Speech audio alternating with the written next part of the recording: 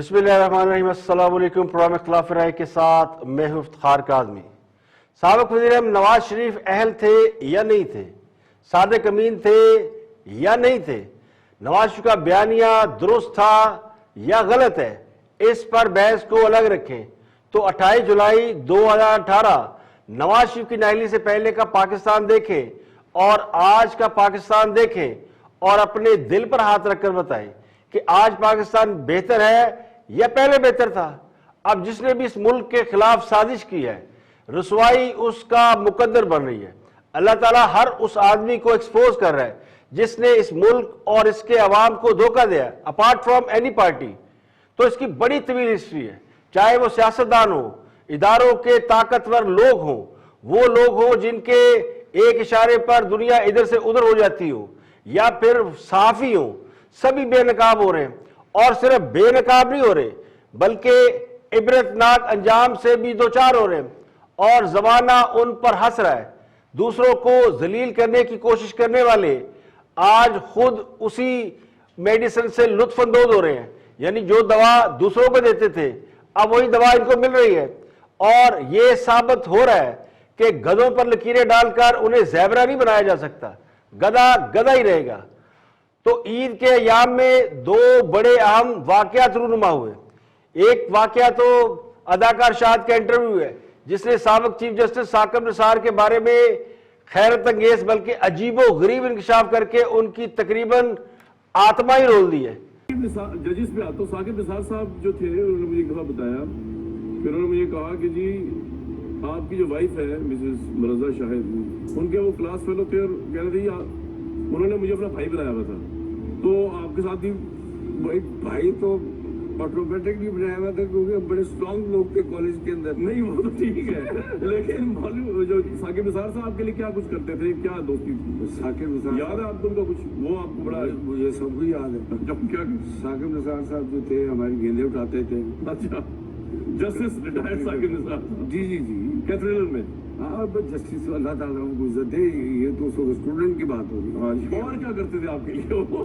ہمارے لیے انہوں نے بڑی قربانیاں دی، مثلاً ایکسٹرا انہوں نے ہم نے کچھ لو لیٹر لکھ کے دینا ہے کہ جی یہ لو لیٹر ہے، یہ 5 آنے کا کوک پیو اور یہ سینڈوچ کھاؤ اور یہ فلانی لڑکی کو دیکھے آؤ۔ یہ ثاقب نثار صاحب کرتے یہ تھے؟ ثاقب نثار کا کام تھا۔ تو دیکھیں اللہ نے کتنا مقام دیا، چیف جسٹس بنے۔ یس یس۔ شاہد صاحب یہ فرماتے ہیں کہ ثاقب نثار کوک کی ایک بوتل اور سینڈوچز کے عوض لڑکیوں کے لیے لڑکوں کے پیام لے آتے تھے۔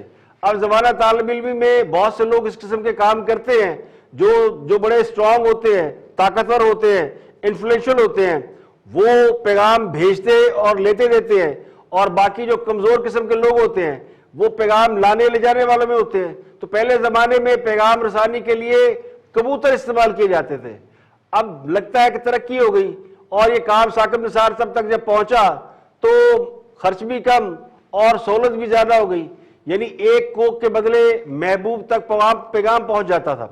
اب جسٹس ثاقب نثار جو کہ سپریم کورٹ کے سابق چیف جسٹس رہے ہیں، جنہوں نے نواز شریف کو اقتدار سے نکالنے، ان کی حکومت کو کرپٹ ثابت کرنے اور خان صاحب کو صادق امین کے سرٹیفکیٹ ادا کرنے کے بڑے بڑے کارنامے سر انجام دیے ہیں، اور جب وہ چیف جسٹس تھے تو بلا شرکت غیر تمام اختیارات کے مالک تھے، ان کی مرضی کے بغیر کوئی پتہ بھی نہیں ہلتا تھا، بہت طاقتور آدمی سمجھے جاتے تھے، اور جس کو جی چاہتا تھا وہ کٹہرے میں کھڑے کر لیتے تھے، اور یہ سمجھا جاتا تھا، ان کے بارے میں تاثر موجود تھا کہ ان کے پیچھے بہت طاقتور لوگ موجود ہیں۔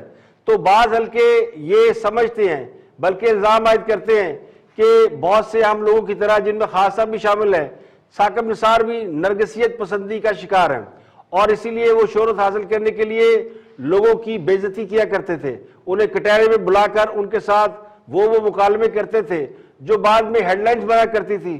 تو ان کے زمانے میں جوڈیشل ایکٹیویزم خاصا عروج پہ تھا، ان سے پہلے جسٹس افتخار چودھری کے زمانے میں بھی اسی قسم کا ماحول رہا۔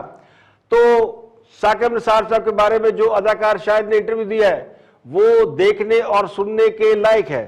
میں یہ نہیں کہتا کہ اس میں کوئی بہت زیادہ انہوں نے بڑا الزام عائد کیا ہے، لیکن جس قسم کے واقعات انہوں نے بیان کیے ہیں اور جس قسم کا سٹیٹس یا ایک پکچر جسٹس ثاقب نثار کے بارے میں کریٹ کی گئی ہے اس کا آپس میں کوئی میچ نظر نہیں آتا، اور لگتا یوں ہے کہ وہ جو کہتے ہیں نا آپ کی جو اپ برنگنگ ہوتی ہے وہ پھر آپ کو کسی نہ کسی زمانے میں ریفلیکٹ کرتی ضرور ہے۔ تو ثاقب نثار صاحب کا جو بحیثیت جج کنڈکٹ آپ دیکھیں اور بحیثیت اسٹوڈنٹ کنڈکٹ دیکھیں تو آپ کو ساری بات سمجھ میں آ جاتی ہے۔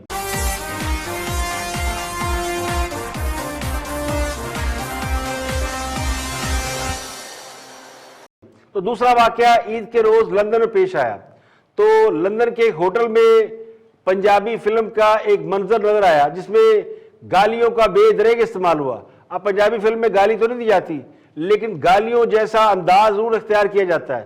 تو اس پوری ویڈیو میں جو ولن کے طور پہ سامنے آئے وہ تھے عابد شیر علی۔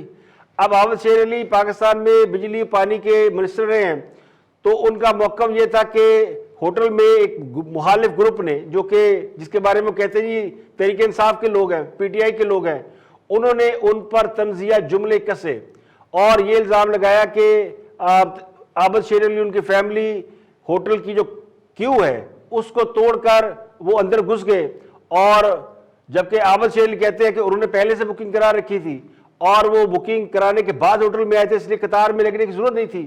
تو پی ٹی آئی کے وہ لوگ جو لائن میں لگے ہوئے تھے انہیں غصہ آ گیا، انہوں نے اندر جا کے کہہ دیا کہ جناب یہ پاکستان نہیں ہے، اب آپ کی حکومت نہیں ہے کہ آپ جمپ کریں گے اندر چلے جائیں گے، آپ تو ہمارے پیسے پہ یہاں بیٹھے ہوئے ہیں اور ہمیں لوٹ کے آئے ہیں۔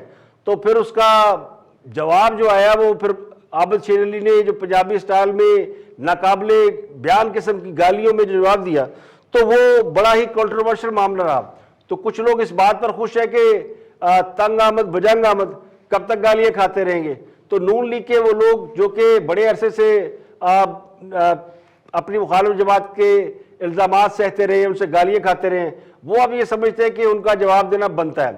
تحریک انصاف کے لوگ پچھلے 3-4 سال سے جب سے خان صاحب نے نواز شریف پر کرپشن کے الزام لگائے اور سابقہ حکومت کو انہوں نے چارج شیٹ کیا، بہت سے لوگوں کے نام لے کے، خاص کر نواز شریف ان کی فیملی کو، اور یہ کہا جی کہ لندن میں جو کچھ ہے ان کی فیملی کا جو گھر ہے وہ سارے پاکستان میں جو پیسے کمائے انہوں نے اور ناجائز طریقے سے اس سے خریدے گئے، جبکہ حقیقت اس کے بالکل برعکس ہے۔ نواز شریف ایک رچ فیملی کے فرد تھے، ان کے والد اتفاق فاؤنڈریز کے مالک تھے اور اتفاق فاؤنڈری پاکستان کی سب سے بڑی اسٹیل مل تھی۔ یہ ایک الگ ہسٹری ہے کہ ان کی ایک ایسی پکچر کریٹ کی گئی ہے اور اس کے پیچھے بھی بہت ساری باتیں ہیں۔ نواز شریف کو بھی سزا ملی جس طرح ذوالفقار بھٹی کو سزا دی تھی، اور ہنری کسنجر صاحب ان کے سامنے انہوں نے کہا تھا میں آپ کو نشان عبرت بنا دوں گا اگر تم نے یہ سارا جو ایٹمی پروگرام ہے یہ رول بیک نہ کیا۔ اس کے بعد نواز شریف نے جب ایٹمی دھماکے کیے تو نواز شریف کو بھی اسی قسم کی باتیں سنائی گئی کہ دیکھ لیں گے تمہیں، اور پھر نواز شریف 8 سال ایگزائل میں رہے، جلا وطن رہے۔ تو سزا تو ملتی ہے، تو ان کو سزا ملی، اب پھر اس قسم کی سزا ان کو دینے کی کوشش کی گئی جب انہوں نے اپنا ہاؤس ان آرڈر رکھنے کی بات کی یا کچھ اور باتیں کی، یا امریکہ کو نہ کر دی کہ اب آپ کی سروس ہم نہیں دے سکتے، ہم چائنا کے ساتھ جا رہے ہیں۔ تو بہت ساری فیکٹر اکٹھے ہونے کے بعد جو کہ پولیٹیکلی ان کو سپورٹ کرتے تھے، لیکن جب وہ فیکٹر اکٹھے ہو گئے تو پھر ان کی ایک پکچر کریٹ کی گئی، اور بڑا آسان ہے۔ پچھلے جو 10-20 سال میں پوری دنیا کی جو انٹرنیشنل پالیٹکس ہے اس میں جو چینج آیا وہ یہ کہ آپ اپنے مخالفین کے اوپر ایک الزام لگائے کرپشن کا، اور چونکہ یورپ میں کرپشن کا الزام لگانے کی سزا ہے اسے کورٹ میں ثابت کرنا پڑتا ہے، تو تھرڈ ورلڈ میں یہ تو الزام چل گیا، لیکن یورپ میں یہ الزام زیادہ دیر چل نہیں سکا، اور وہاں پہ یہ اب اس قسم کی باتیں نہیں ہوتی جب تک آپ کے خلاف کوئی پروف نہ ہو۔ تو لندن میں بھی شریف فیملی کے خلاف کیسز کیے گئے، وہ کیسز ہار گئے، پاکستان کی عدالتوں میں بھی بہت سے لیگی رہنما اس پہ بری ہو گئے۔ تو نواز شریف کو سزا کس پہ ملی؟ اپنے بیٹے سے تنخواہ نہ لینے کی، ایک اقامہ ان کے بیٹے کی کمپنی کی جانب سے انہیں دیا گیا تھا جس میں وہ دبئی آ جا سکتے تھے، تو ان کے خلاف جو چارجز تھے وہ کچھ اور تھے اور سزا ملی وہ کچھ اور تھی۔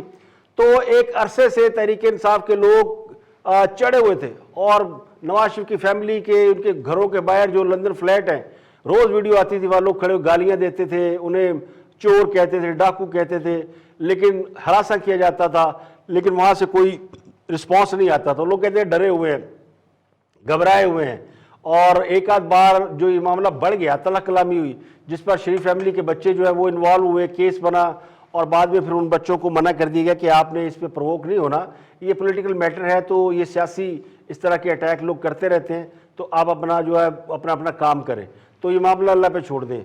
اب لگتا ہے کہ جو لندن میں بھی موجود ہیں لوگ, ان کی بھی بس ہو گئی ہے, اور جب سے نیب کے معاملات کورٹ میں گئے ہیں اور عدالتوں نے نیب کو خاصا ڈانٹ ڈپٹ کی ہے کہ آپ جو بھی کیس بناتے ہیں وہ کبھی عدالت میں پروف نہیں ہوتا.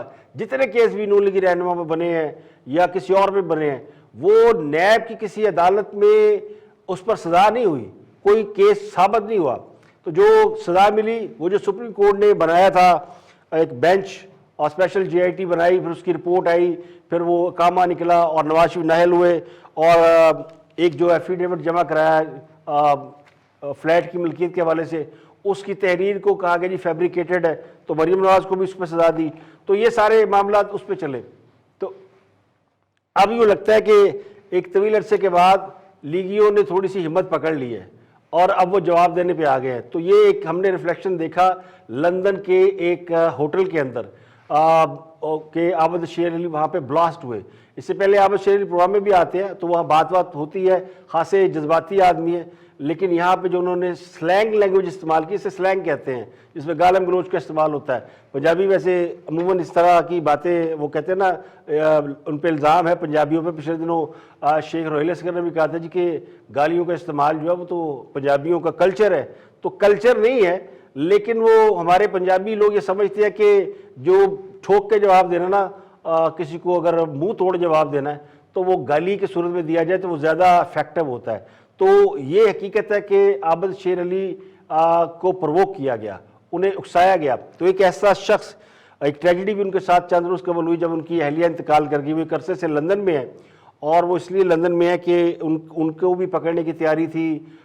یہ جو 4-6 لوگ جن کو حکومت چاہتی تھی کہ پکڑ کے اچھا رگڑا دیا جائے, ان میں ایک اسحاق ڈار تھے, عابد شیر علی تھے. تو عابد شیر علی انہی اطلاعات کے بعد ان کو لندن بھیجا گیا کہ آپ وہاں رہیں, اور پاکستان اس وقت تک نہ آئے جب تک آپ کے مطلب حالات سازگار نہ ہوں. جیسے نواز شریف صاحب وہاں بیٹھے ہیں, انہیں پتا پاکستان آئیں گے تو انصاف نہیں ملے گا. تو اسحاق ڈار وہ کمزور اعصاب کے مالک تھے, تو انہیں بھی وہاں رکھا گیا کہ آپ بھی فیس نہیں کر سکتے. تو جو لوگ فیس کر سکتے تھے وہ پاکستان میں موجود ہیں, جنہوں نے فیس بھی کیا. اچھا, جنہوں نے فیس کیا ان پر بھی کچھ نہیں ثابت ہوا. شاہد خان عباسی, خواجہ آصف, شہباز شریف, حمزہ شہباز, احسن اقبال, خواجہ سعد رفیق, تو you name any, there are lot of people, Miftah Ismail. تو بے شمار لوگ جن پہ سنگین الزامات لگائے گئے, لیکن ان پہ وہ الزامات ثابت نہیں ہوئے. تو اب اس وجہ سے تھوڑا سا نون لیگ کے اندر ایک وہ کہتے ہیں نا تھوڑی سی طاقت تو آئی ہے. اور عابد شیر علی کے حوالے سے یہ کہ چونکہ وہ شخص ہیں جنہوں نے جو تھوڑے سے ظاہر ہے وہ پچھلے کئی دنوں سے اپنے اندر وہ ظاہر ہے بہت سی چیزیں پیے ہوئے ہیں. ایک تو ان کی اہلیہ کا انتقال ہوا, پاکستان وہ آ نہیں سکتے, غصہ ان کو ظاہر ہے اس بات کا, رنج بھی ہے, تکلیف بھی ہے. اور ان حالات میں جب ایک شخص سمجھتا ہو کہ یار میں نے کتنی بڑی قربانی ہے کہ میں باہر ہوں اور میں پاکستان اپنے بچوں کے پاس نہیں جا سکتا, تو میں اس لیے کہ پاکستان میں ظاہر ہے حالات ایسے نہیں ہیں پولیٹیکل کہ ہم جائیں اور وہاں پہ اپنے لیے انصاف حاصل کر سکیں. تو اس عالم میں کوئی بھی شخص ہو, میں یہ نہیں کہتا کہ وہ بالکل صحیح سوچ رہے ہیں, لیکن میں آپ کو کنڈیشن بتا رہا ہوں کہ ایک شخص اس کنڈیشن سے گزرا ہو تو پھر ظاہر ہے وہ اس کے اندر تھوڑی سی فرسٹریشن ہوتی ہے, تھوڑا سا غصہ ہوتا ہے. تو پھر وہ غصہ جو ہے وہ وہاں نکلا, وہ بلاسٹ ہو گئے. لیکن اس واقعے کو بہت اہم دیکھا گیا, اور عید کے دنوں میں اس پہ بہت سے لوگوں نے ویلاگس کیے, بہت سی باتیں کی. تو میں نے کہا چلیں میں بھی آپ کے ساتھ شیئر کر لوں کہ یہ سارا معاملہ کس طرح کا ہے.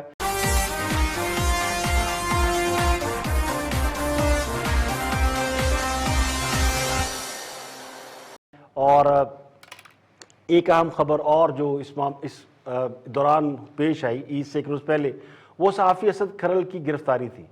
اسد کھرل جو ہے وہ ایک جرنلسٹ ہیں, کافی نون جرنلسٹ ہیں. پچھلے عرصے میں کچھ عرصے میں جب نواز شریف گورنمنٹ تھی تو وہ ان جرنلسٹوں میں شامل ہوتے ہیں جو نواز شریف کے خلاف باقاعدہ ڈاکومنٹڈ ایویڈنس لے کے چینلوں پہ بیٹھا کرتے تھے اور قوم کو بتایا کرتے تھے کہ نواز شریف چور ہے اور عمران خان انتہائی ایماندار آدمی ہے. تو بعض جو بڑے ادارے ہیں جن کے نام لینا مناسب نہیں ہے, ان کے وہ بلو آئیڈ تھے, کہتے ہیں نا ان کی آنکھوں کا تارا تھے.